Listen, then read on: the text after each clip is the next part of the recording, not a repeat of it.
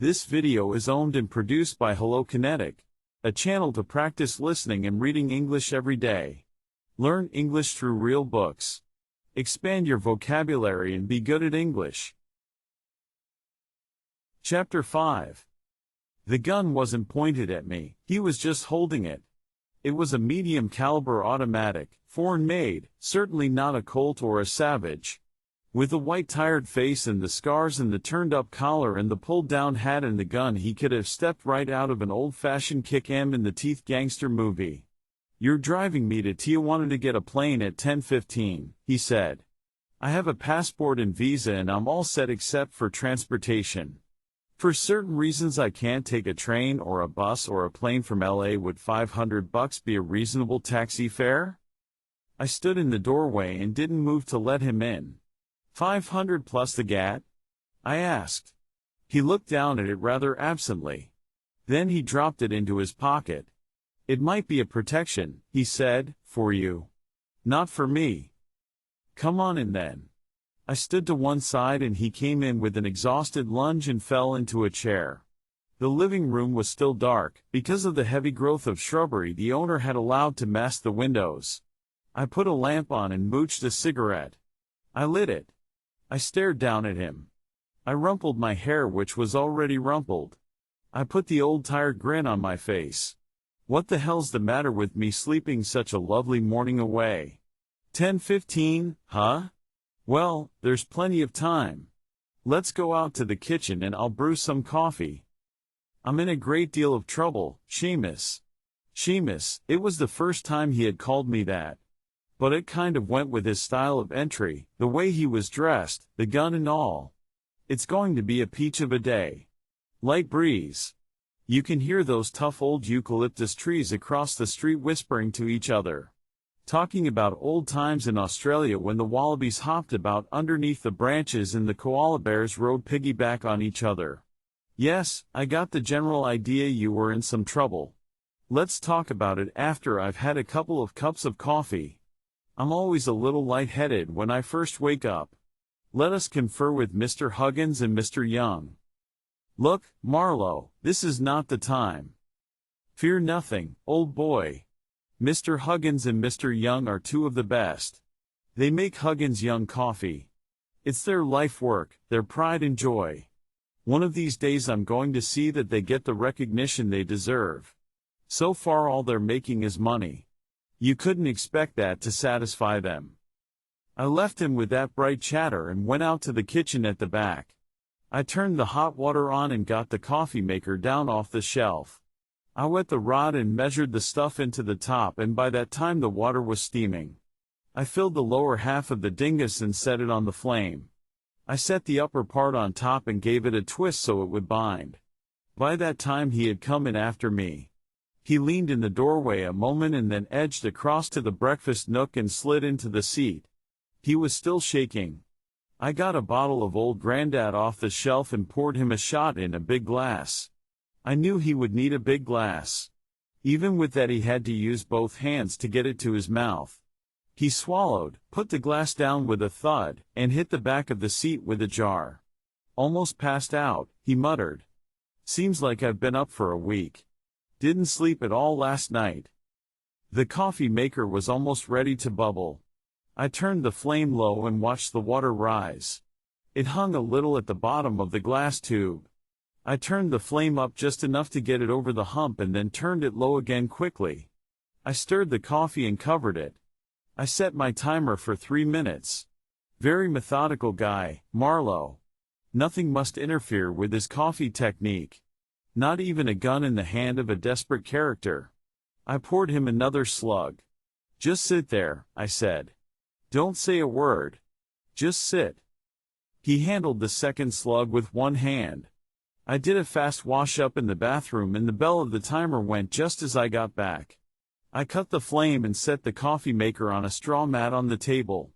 Why did I go into such detail? Because the charged atmosphere made every little thing stand out as a performance, a movement distinct and vastly important. It was one of those hypersensitive moments when all your automatic movements, however long established, however habitual, become separate acts of will. You are like a man learning to walk after polio. You take nothing for granted, absolutely nothing at all. The coffee was all down and the air rushed in with its usual fuss and the coffee bubbled and then became quiet. I removed the top of the maker and set it on the drain board in the socket of the cover. I poured 2 cups and added a slug to his. Black for you, Terry. I added 2 lumps of sugar and some cream to mine. I was coming out of it by now. I wasn't conscious of how I opened the fridge and got the cream carton. I sat down across from him. He hadn't moved. He was propped in the corner of the nook, rigid. Then without warning his head came down on the table and he was sobbing.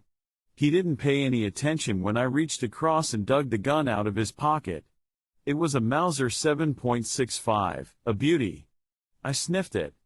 I sprang the magazine loose. It was full. Nothing in the breech. He lifted his head and saw the coffee and drank some slowly, not looking at me. I didn't shoot anybody, he said. Well, not recently anyhow. And the gun would have had to be cleaned. I hardly think you shot anybody with this. I'll tell you about it, he said. Wait just a minute. I drank my coffee as quickly as the heat would let me. I refilled my cup. It's like this, I said. Be very careful what you tell me. If you really want me to ride you down to Tijuana, there are 2 things I must not be told. 1, are you listening? He nodded very slightly. He was looking blank-eyed at the wall over my head. The scars were very livid this morning. His skin was almost dead white but the scars seemed to shine out of it just the same. 1, I repeated slowly, if you have committed a crime or anything the law calls a crime, a serious crime, I can't be told about it. 2, if you have essential knowledge that such a crime has been committed, I can't be told about that either. Not if you want me to drive you to Tijuana. That clear? He looked me in the eye. His eyes focused, but they were lifeless. He had the coffee inside him. He had no color, but he was steady. I poured him some more and loaded it the same way. I told you I was in a jam, he said. I heard you. I don't want to know what kind of jam. I have a living to earn, a license to protect. I could hold the gun on you, he said. I grinned and pushed the gun across the table. He looked down at it but didn't touch it. Not to Tijuana, you couldn't hold it on me, Terry. Not across the border, not up the steps into a plane. I'm a man who occasionally has business with guns. We'll forget about the gun. I looked great telling the cops I was so scared I just had to do what you told me to. Supposing, of course, which I don't know, that there was anything to tell the cops. Listen, he said, it will be noon or even later before anybody knocks at the door. The help knows better than to disturb her when she sleeps late. But by about noon her maid would knock and go in. She wouldn't be in her room. I sipped my coffee and said nothing. The maid would see that her bed hadn't been slept in, he went on. Then she would think of another place to look. There's a big guest house pretty far back from the main house. It has its own driveway and garage and so on. Sylvia spent the night there. The maid would eventually find her there. I frowned. I've got to be very careful what questions I ask you, Terry. Couldn't she have spent the night away from home? Her clothes would be thrown all over her room. She never hangs anything up. The maid would know she had put a robe over her pajamas and gone out that way. So it would only be to the guest house. Not necessarily, I said. It would be to the guest house. Hell, do you think they don't know what goes on in the guest house? Servants always know. Pass it, I said. He ran a finger down the side of his good cheek hard enough to leave a red streak. And in the guest house, he went on slowly, the maid would find Sylvia dead drunk, paralyzed, spifflicated, ice to the eyebrows, I said harshly. Oh. He thought about it. Big think. Of course, he added, that's how it would be. Sylvia is not a souse. When she does get over the edge it's pretty drastic. That's the end of the story, I said. Or almost. Let me improvise. The last time we drank together I was a bit rough with you, walked out if you recall. You irritated the hell out of me. Thinking it over afterwards, I could see that you were just trying to sneer yourself out of a feeling of disaster.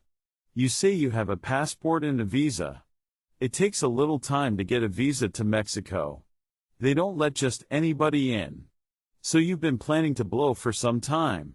I was wondering how long you would stick. I guess I felt some vague kind of obligation to be around.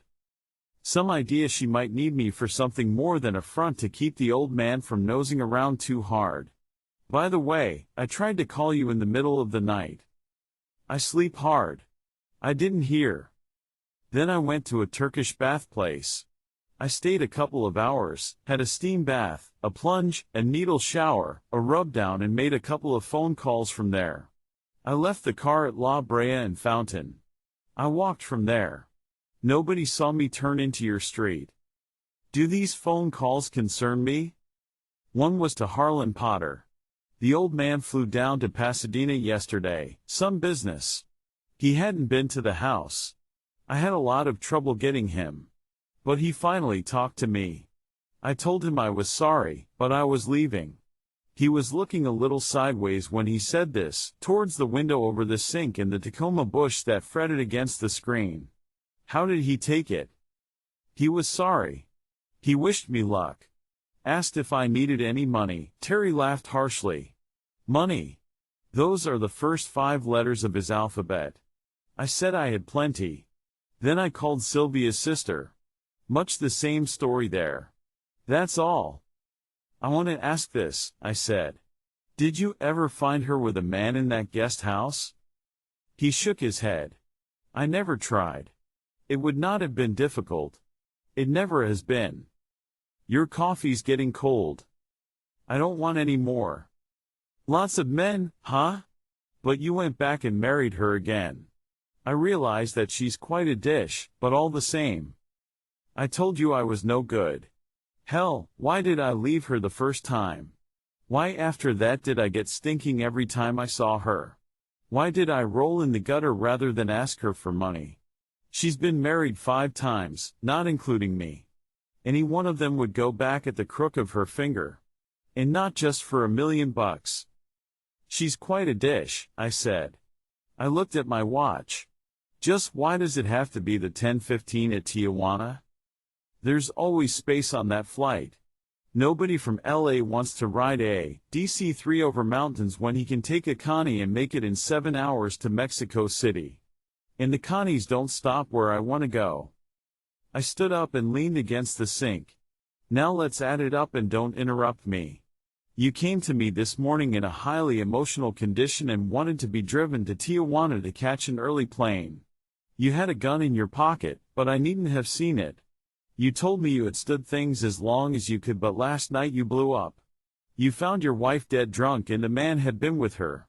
You got out and went to a Turkish bath to pass the time until morning, and you phoned your wife's 2 closest relatives and told them what you were doing. Where you went was none of my business. You had the necessary documents to enter Mexico.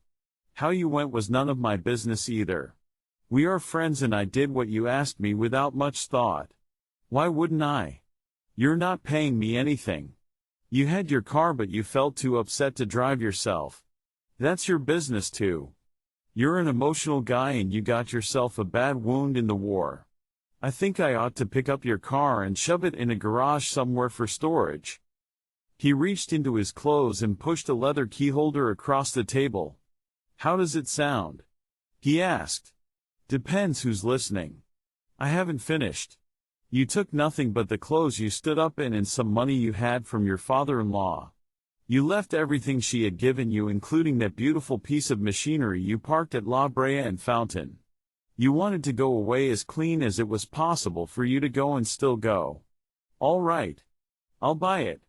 Now I shave and get dressed. Why are you doing it, Marlowe? Buy yourself a drink while I shave. I walked out and left him sitting there hunched in the corner of the nook. He still had his hat and light topcoat on. But he looked a lot more alive. I went into the bathroom and shaved. I was back in the bedroom knotting my tie when he came and stood in the doorway. I washed the cups just in case, he said. But I got thinking. Maybe it would be better if you called the police. Call them yourself. I haven't anything to tell then. You want me to? I turned around sharply and gave him a hard stare. God damn it. I almost yelled at him. Can't you for Christ's sake just leave it lay?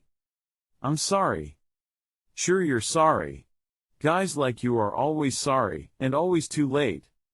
He turned and walked back along the hall to the living room. I finished dressing and locked up the back part of the house. When I got to the living room, he had fallen asleep in a chair, his head on one side, his face drained of color, his whole body slack with exhaustion. He looked pitiful. When I touched his shoulder, he came awake slowly, as if it was a long way from where he was to where I was. When I had his attention, I said, "What about a suitcase? I still got that white pigskin job on the top shelf in my closet." "It's empty," he said without interest. "Also, it's too conspicuous. You'd be more conspicuous without any baggage." I walked back to the bedroom and stood up on the steps in the clothes closet and pulled the white pigskin job down off the high shelf. The square ceiling trap was right over my head, so I pushed that up and reached in as far as I could and dropped his leather keyholder behind one of the dusty tie beams or whatever they were. I climbed down with the suitcase, dusted it off, and shoved some things into it: a pair of pajamas never worn, toothpaste, an extra toothbrush, a couple of cheap towels and washcloths, a package of cotton handkerchiefs, a 15-cent tube of shaving cream, and one of the razors they give away with a package of blades. Nothing used, nothing marked, nothing conspicuous, except that his own stuff would be better. I added a pint of bourbon still in its wrapping paper. I locked the suitcase and left the key in one of the locks and carried it up front. He had gone to sleep again. I opened the door without waking him and carried the suitcase down to the garage and put it in the convertible behind the front seat. I got the car out and locked the garage and went back up the steps to wake him. I finished locking up and we left. I drove fast, but not fast enough to get tagged. We hardly spoke on the way down. We didn't stop to eat either. There wasn't that much time. The border people had nothing to say to us. Up on the windy mesa where the Tijuana airport is, I parked close to the office and just sat while Terry got his ticket. The propellers of the DC-3 were already turning over slowly, just enough to keep warm. A tall dreamboat of a pilot in a gray uniform was chatting with a group of 4 people. One was about 6'4" and carried a gun case. There was a girl in slacks beside him, and a smallish middle-aged man and a gray-haired woman so tall that she made him look puny. 3 or 4 obvious Mexicans were standing around as well. That seemed to be the load. The steps were at the door, but nobody seemed anxious to get in. Then a Mexican flight steward came down the steps and stood waiting. There didn't seem to be any loudspeaker equipment. The Mexicans climbed into the plane, but the pilot was still chatting with the Americans. There was a big Packard parked next to me. I got out and took a gander at the license on the post. Maybe someday I'll learn to mind my own business. As I pulled my head out, I saw the tall woman staring in my direction. Then Terry came across the dusty gravel. "I'm all set," he said. "This is where I say goodbye." He put his hand out. I shook it. He looked pretty good now, just tired as all hell. I lifted the pigskin suitcase out of the olds and put it down on the gravel. He stared at it angrily. "I told you I didn't want it," he said snappishly. "There's a nice pint of hooch in it, Terry. Also some pajamas. And stuff. And it's all anonymous. If you don't want it, check it. Or throw it away." "I have reasons," he said stiffly. "So have I." He smiled suddenly. He picked up the suitcase and squeezed my arm with his free hand. "Okay, pal. You're the boss. And remember, if things get tough, you have a blank check. You don't owe me a thing. We had a few drinks together and got to be friendly, and I talked too much about me. I left 5C notes in your coffee can. Don't be sore at me. I'd rather you hadn't. I'll never spend half of what I have. Good luck, Terry." The 2 Americans were going up the steps into the plane. A squatty guy with a wide dark face came out of the door of the office building and waved and pointed. Climb aboard, I said. I know you didn't kill her. That's why I'm here. He braced himself. His whole body got stiff. He turned slowly, then looked back. I'm sorry, he said quietly. But you're wrong about that. I'm going to walk quite slowly to the plane. You have plenty of time to stop me. He walked. I watched him. The guy in the doorway of the office was waiting, but not too impatient. Mexicans seldom are. He reached down and patted the pigskin suitcase and grinned at Terry. Then he stood aside and Terry went through the door. In a little while Terry came out through the door on the other side, where the customs people are when you're coming in. He walked, still slowly, across the gravel to the steps. He stopped there and looked towards me. He didn't signal or wave. Neither did I. Then he went up into the plane, and the steps were pulled back. I got into the Olds and started it and backed and turned and moved halfway across the parking space. The tall woman and the short man were still out on the field. The woman had a handkerchief out to wave. The plane began to taxi down to the end of the field, raising plenty of dust. It turned at the far end and the motors revved up in a thundering roar. It began to move forward, picking up speed slowly. The dust rose in clouds behind it. Then it was airborne. I watched it lift slowly into the gusty air and fade off into the naked blue sky to the southeast. Then I left. Nobody at the border gate looked at me as if my face meant as much as the hands on a clock.